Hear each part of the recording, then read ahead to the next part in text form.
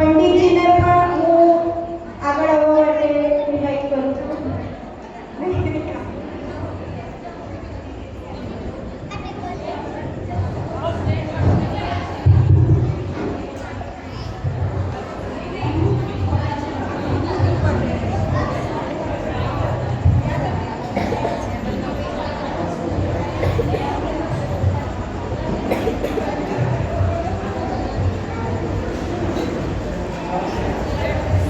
જો છોકરાઓ છે ને પ્રથમ યોગના કંઈક કેરેક્ટર કે લાઈફ કંઈક પણ તમને જે પણ છે જૈન ધર્મના વિશે થોડું ઘણું જ્ઞાન આપવા માટે અને એ પોતે જે સમજે છે એ તમને સમજાવવા માટે આવી રહ્યા છે, તો તમને સમજમાં આવે કે ના આવે વાત જીવવાની છે તો લાસ્ટમાં એ લોકોને તાળીથી બધાને પ્રોત્સાહિત કરજો. પ્રોગ્રામની શરૂઆત જ્ઞાની ગાંધી અને અન્વેષા શાહ કરી રહ્યા છે. અન્વેષા ગાંધી કરી રહ્યા છે, તો બધા એમને શાંતિથી સાંભળો. જય જિનેન્દ્ર બધાને. તો આજે આપણા સામે જ્ઞાન સિંધુ પાઠશાળાના બાળકોનો વેશભૂષાનો પ્રોગ્રામ છે. આ 3 થી 15 વર્ષના બાળકોએ ખૂબ જોશ અને ઉત્સાહથી આમાં પાઠ લીધો છે. તો પ્લીઝ બધાએ એમને તાળીઓથી પ્રોત્સાહિત કરવું. સૌથી પહેલા મંગલાચરણ માટે આવી રહી છે પિયર ગાંધી.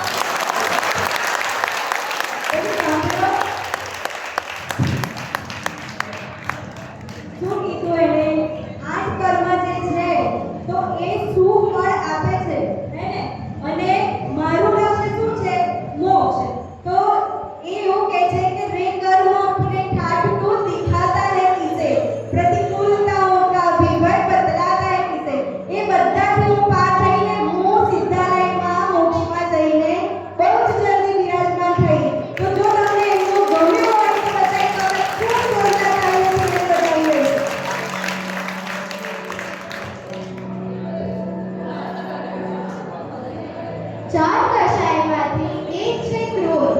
ક્રોધ શું છે? તો એ જણાવવા આવી રહી છે અનાયશા મહેતા. ચલો જોઈએ એ શું કહે છે.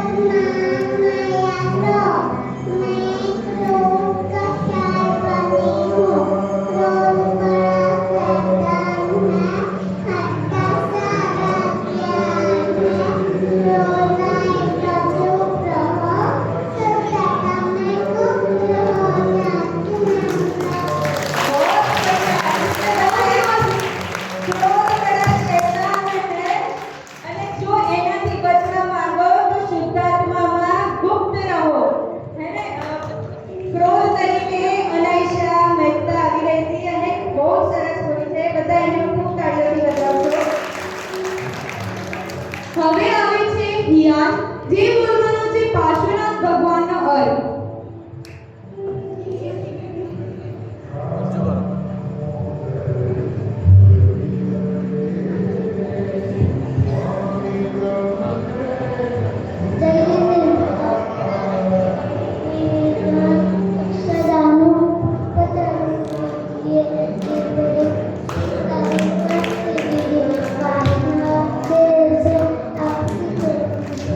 Thank you.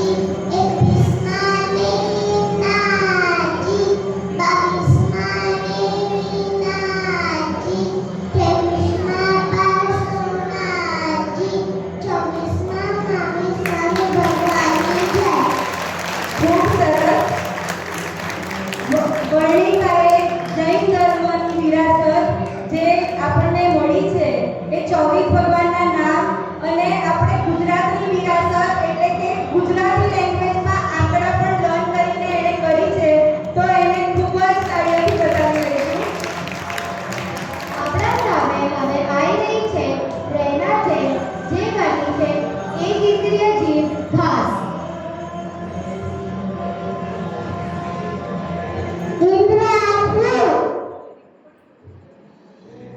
પાછળ બસ બોલ.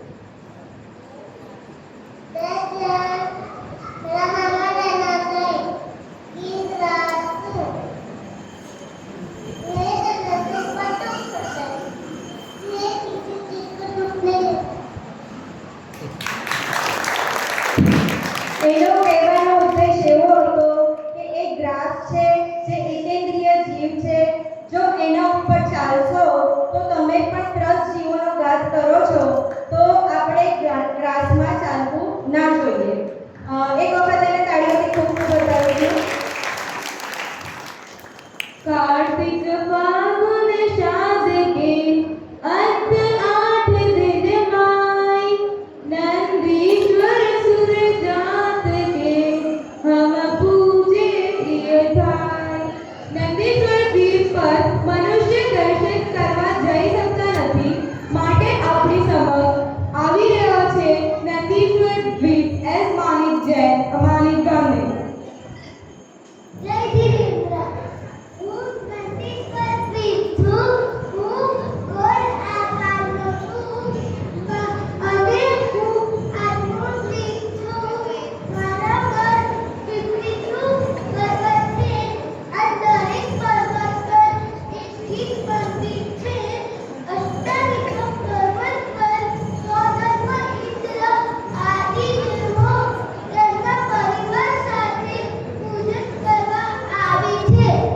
અષ્ટાવિક્રમ પર્વત વર્ષમાં 3 વાર આવે છે અને અમે લોકો ધૂમધામથી ઉજવીએ છીએ. તમે બધા પણ અહીંયા દર્શન અને પૂજન કરવા અવશ્ય આવજો. જય જીનેન્દ્ર.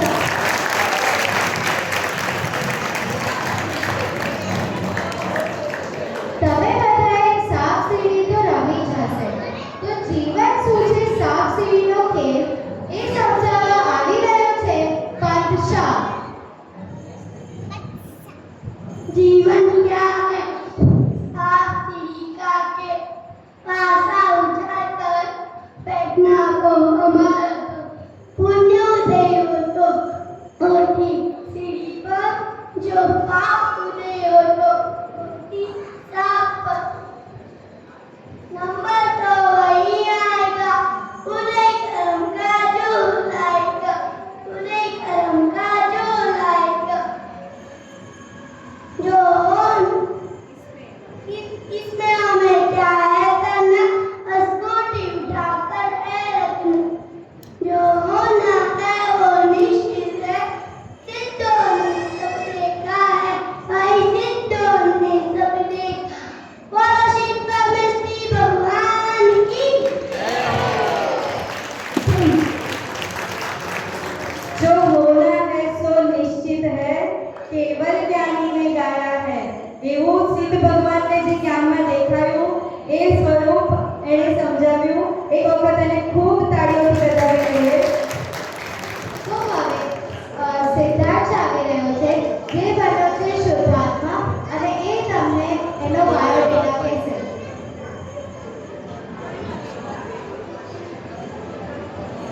जय जय, मेरा नाम सिद्धार्थ है और मैं शुद्धात्म के एक पोएम बताने वाली हूँ.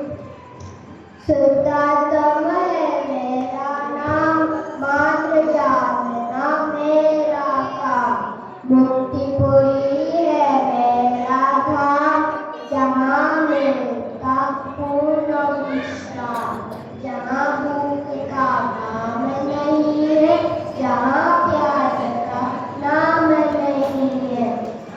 काशी और जुकाम नहीं है, आदि जाति का नाम नहीं है. सबसे सुंदर है तेरा नाम, मात्र जानना मेरा काम. शुद्धात्मा है मेरा नाम.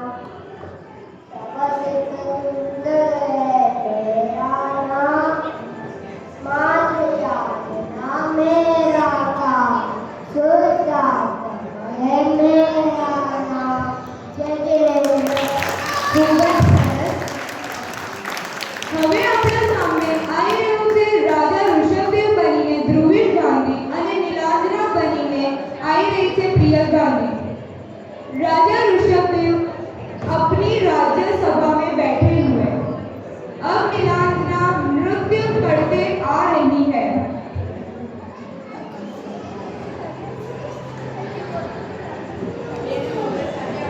पड़ी ना जाए तो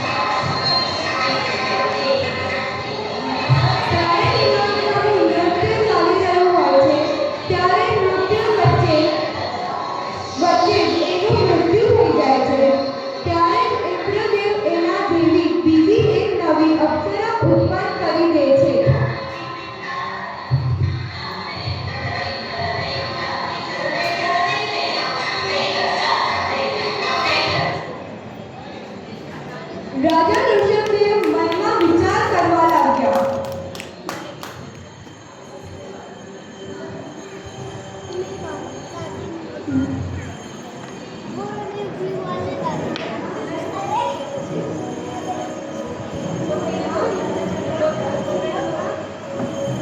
यह जगत कितना नश्वर है, ये मानव कितना छोटा है, संसार में कुछ सार ही नहीं है। नीलांजना का प्रकरण देखकर मेरे मुक्ति के मार्ग खोल दिए। ये संसार कितना टंबंगूटा लगता है। देव ने नीलांजना को मेरे वैराग्य के लिए ही भेजा था, इसलिए मैं आज अभी ही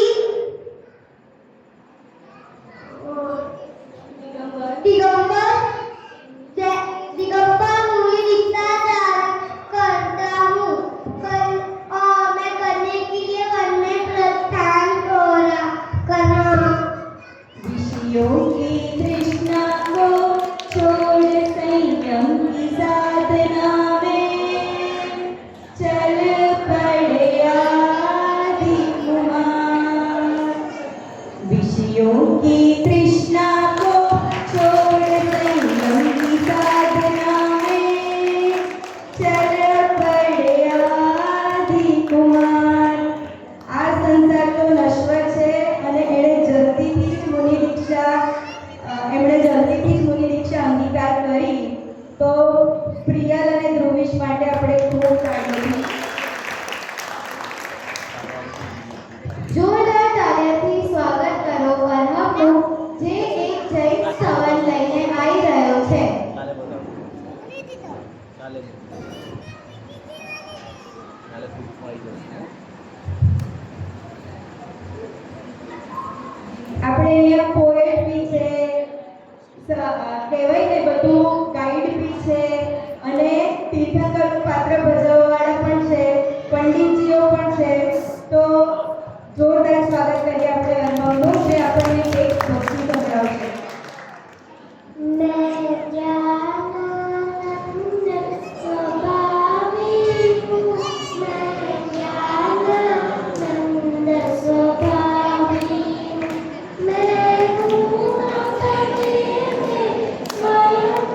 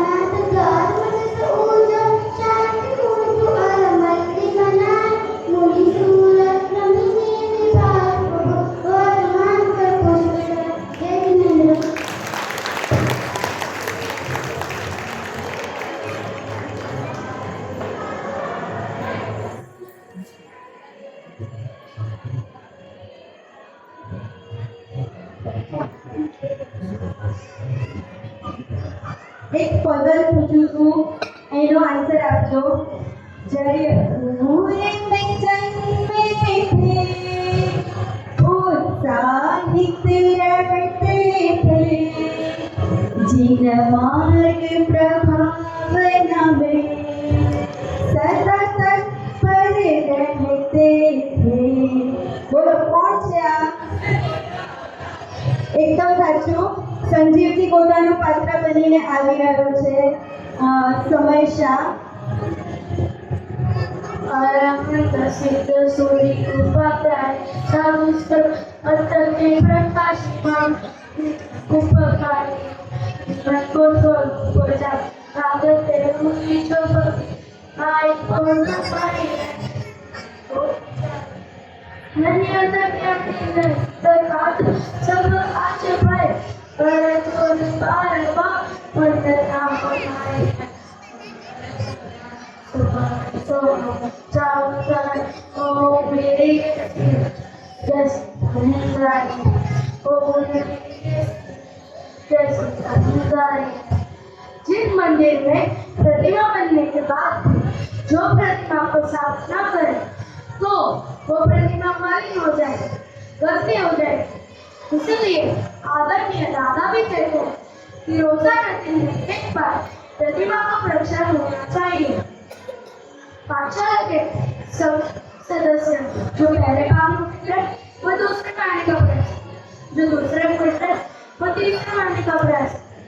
हमको मूर्ति बनकर आसन करें, हमको मूर्ति बनकर आसन करें. लेकिन यदि अगर उस प्रतिमा पर प्रक्षालन नहीं डाली तो या फिर हम पर स्वाध्याय की चर्चा नहीं डाली तो हम मलिन हो जाए, हम अपवित्र हो जाए. इसलिए जरूरत है नियमित स्वाध्याय स्वाध्याय स्वाध्याय.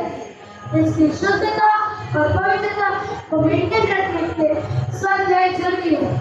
स्वाध्याय कोई साधारण चीज नहीं है. सबने स्वाध्याय की बात की है, लेकिन ये तो आचार्य कुंदन स्वामी के वचन है भाई साहब. रघुवंशर इसलिए स्वाध्याय करना चाहिए. सब बात कहने में तो आसान लगती होगी, लेकिन मैं पूरे सदन में कहना चाहता हूँ कि दिल पर हाथ रख के हर व्यक्ति देखे, दिल पर हाथ रख के हर व्यक्ति देखे. आपने लास्ट बार स्वाध्याय कब किया? मैं व्यक्तिगत स्वाध्याय की बात कर रहा हूँ, क्लास 10 करने का नहीं. सोचो सर, नियमित स्वाध्याय चाहिए. स्वाध्याय तो थोड़ा ये कोई डिग्री के लिए थोड़ी ना है भाई साहब. लेक्चरशिप तो जीवन है, तो लाइफ है लाइफ. इसलिए मैं पाठशाला के सभी सदस्यों से कहना चाहता हूँ कि इसे जीवन समझ कर ये कोई साधारण चीज नहीं है. ये तो बहुत बड़ी उपलब्धि है जो हमें मिल रही है. जय जिनेंद्र. ब्रह्मोक्ष हो इसलिए स्वाध्याय करना चाहिए. સંજીવજીએ પણ સ્ટુડન્ટ્સને કીધું અને આપણે પાઠશાળાના સ્ટુડન્ટ અને દિગંબર સહિત મોક્ષ મંડળ કંઠિયાળાના બધા સદસ્યોને કહીએ છીએ કે તમે પણ તમારો દર્શન અને મોક્ષને ક્ષય કરવા માટે નિયમિત સ્વાધ્યાય રાખજો.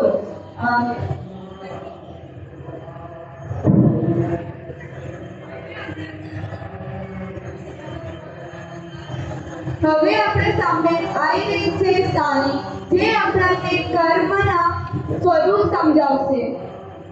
जनरली हम सोचते हैं कि कोई बहुत सुंदर है तो कोई नहीं है, कोई रोगी है तो कोई निरोगी है.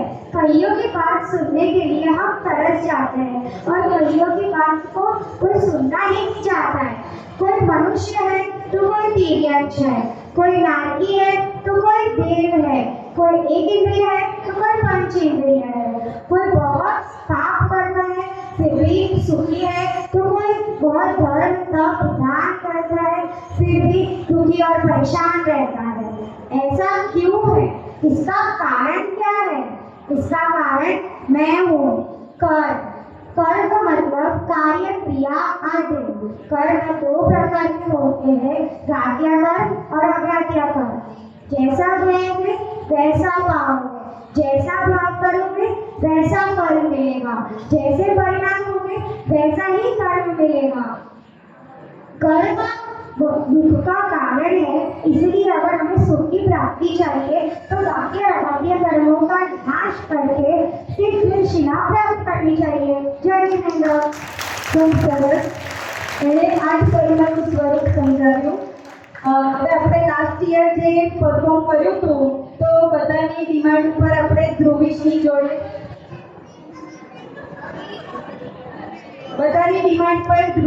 જોડે લાસ્ટ યર જીલવાણી માતાની રક્ષા નથી થતી તો એની માટેના ભાવ કેવા હોય છે તો એ ધ્રુવીશ આપણને સંભળાવશે.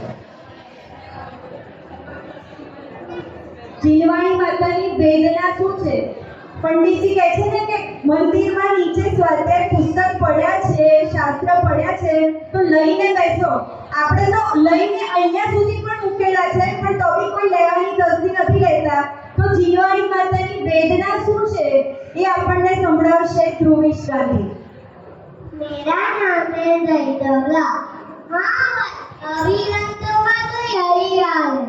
हमारे ऊपर लगी धूल भी साफ करने के लिए कोई नहीं, बस कबाड़ में रख दिया। आगे ऊपर क्या हुआ किसी को लेना देना नहीं। पापा नहीं, कौन समझेंगे साहब, कौन समझेंगे? किसी को कुछ लेना देना नहीं, ये श्रावक कब समझेंगे? पंडित जी को बोलते बोलते 3 दिन हो गए तो भी अभी 10% लोग जीवाणी लेकर बैठे हैं. तो आशा रखते हैं कि कल सुबह के स्वाध्याय में जितने यहाँ पे विराजमान है वो सब अपने हाथ में ग्रंथ लेकर बैठे. आज का लास्ट था प्रोग्राम ये, तो इसके लिए मैं पंडित जी से कहूँगी कुछ 2 शब्द.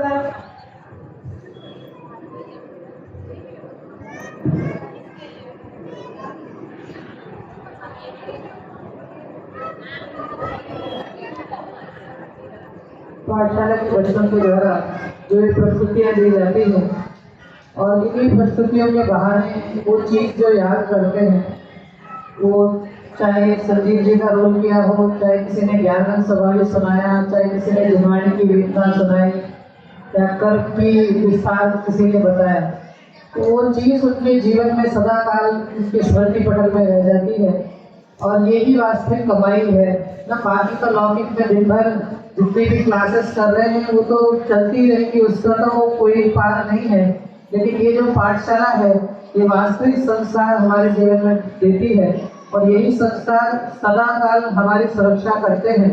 तो ऐसे ही पाठशाला चलती रहे, आगे बच्चे बढ़ते रहें, यही इस भावना। खूब धन्यवाद सचिन अजीत अंकल. सभी को जय जिनेन्द्र।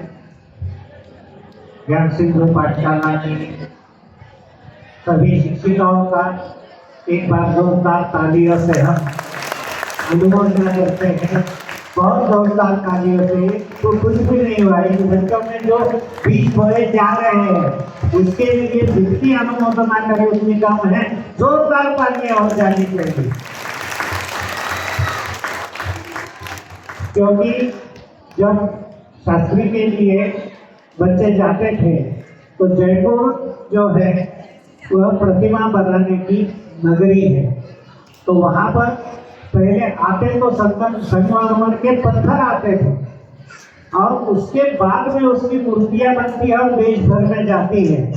उस तरह से वहाँ विद्यार्थियों की ये भावना रहती है, हम तो पत्थर बन के आए थे, यहाँ से स्मारक से हम मूर्ति बन के जा रहे हैं।